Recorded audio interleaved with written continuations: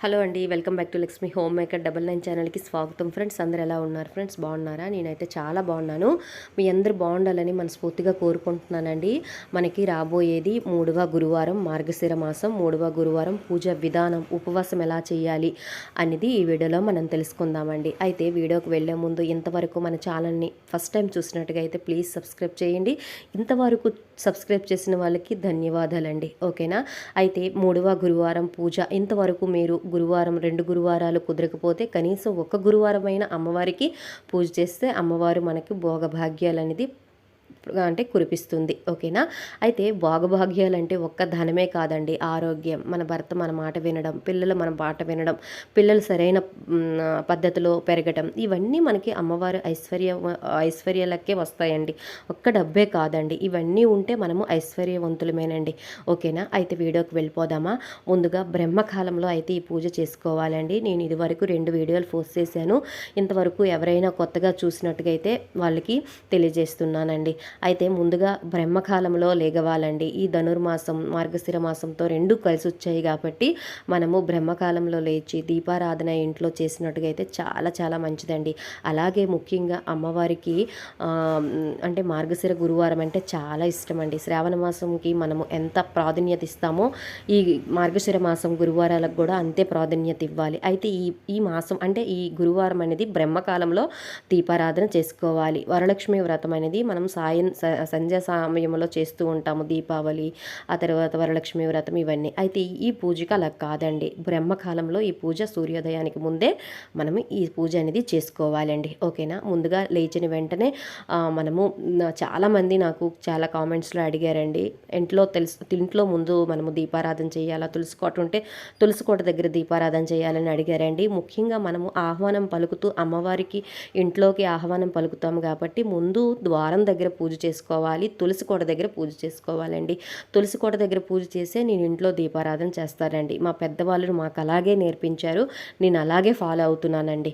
ఓకేనా? ముందుగా నేనైతే బుధవారం నైటే అన్ని క్లీన్ చేసి ముగ్గులు పెట్టుకున్నానండి. జేగురుతో చక్కగా ముగ్గులు పెట్టుకుంటే అమ్మకి జేగురు అంటే ఎర్రమట్టండి, అంటే చాలా ఇష్టము. దాంతో ఒరిపిండితో ముగ్గులు పెట్టుకోవాలండి. ముగ్గులు పెట్టుకొని చక్కగా అలంకరించుకొని 2 ద్వారాల దగ్గర దీపారాధన చేసుకోవాలండి. దీపారాధన చేసుకొని అంటే ద్వారానికి మనం పసుపు, కుంకుమ, అక్షతలు సమర్పించి అమ్మవారికి నైవేద్యం కూడా సమర్పించాలి. అంటే ద్వార పూజ చేసుకోవాలి. ఆ తర్వాత తులసమ్మకి యథావిధిగా పూజ చేసుకుని తర్వాత ఇంట్లో దీపారాధన, నిత్య దీపారాధన పెట్టుకున్న తర్వాత అమ్మవారికి ఒక పళ్ళెం వేసుకొని చక్కగా అంటే పళ్ళెం పెట్టుకొని అమ్మవారి ప్రతిమ ఉంటే అమ్మవారి ప్రతిమ ఒక దగ్గర పెట్టుకొని పళ్ళెంలో అమ్మవారికి మంగళకరమైన వస్తువులు మీ దగ్గర ఉంటే చక్కగా పూజ చేసుకోండి. అంటే మంగళకరమైన వస్తువులు అంటే గోమతి చక్రాలు, గవ్వలు, ఆ తర్వాత చిట్టి గాజులు, ఇవన్నీ మంగళకరమైన వస్తువులండి. అమ్మవారికి అష్టోత్తర శతనావళి, లక్ష్మీ అష్టకం చదువుకొని కథ ముఖ్యంగా చదువుకోవాలండి. ఎవరైతే ఈ మార్గశిర మాసంలో కథ చదువుతారో వాళ్ళకి అఖండ ఐశ్వర్యం అనేది ప్రాప్తిస్తుంది. పెద్ద ఆడంబరంగా ఇది మార్గశిర గురువారం వ్రతం అనేది మనకి పీడిఎఫ్లో ఉంటుందండి. గూగుల్లో సెర్చ్ చేస్తే చక్కగా ఆ కథ చదువుకొని కథ అక్షతలు నెత్తి మీద వేసుకుంటే సరిపోతుందండి. ఈ పూజ అనేది పెద్ద ఆడంబరంగా చేయవసరం లేదండి. ఓకేనా? ఈ విధంగా అంటే ఉద్యోగం చేసిన వాళ్ళకి కుదరకపోతే చక్కగా ఇంట్లో నిత్య దీపారాధన చేసుకొని అమ్మవారికి పాలు కానీ పండు కానీ నైవేద్యం పెట్టి కథ చదువుకొని అష్టోత్తరాలు చదువుకొని ఎవరి పనుల్లోకి వాళ్ళు వెళ్ళిపోయినా సరిపోతుంది. ఆరోగ్యం చక్కగా మనకి సహకరించి ఇంట్లో ఉన్న వాళ్ళకి మనము చక్కగా నైవేద్యాలు సమర్పించి కాసేపు అమ్మతో గడిపి చక్కగా పూజ చేసుకోవచ్చండి. ఎలాగ చేసినా అమ్మ కరుణ కటాక్షం అనేది మన మీద ఉంటుంది. ఎంత ఆడంబరంగా చేసామని కాదండి, భక్తి ముఖ్యమండి. ఓకేనా? ఈ విధంగా అయితే నేను పూజ చేసుకున్నానండి. ఉపవాసంకి వస్తే ఈరోజు ఆయిల్తో చేసిన వంటకాలు ఏమీ తినకూడదండి. ఓకేనా? అసలు ఆయిల్ అనేది తలకు రాసుకోకూడదు, చిక్కులు ఇప్పుకోకూడదు. మళ్ళీ మనము తల స్నానం చేసిన తర్వాత జుత్తు అనేది విరబోసుకోకూడదండి. జుత్తు అనేది ముడి పెట్టుకోవాలి. సిగురులు అన్నమాట భూమికి మనము చూపించకూడదనమాట. ఓకేనా? ముడి పెట్టుకొని రబ్బర్ బెండ్ పెట్టుకోండి. అలా చేసుకోండి.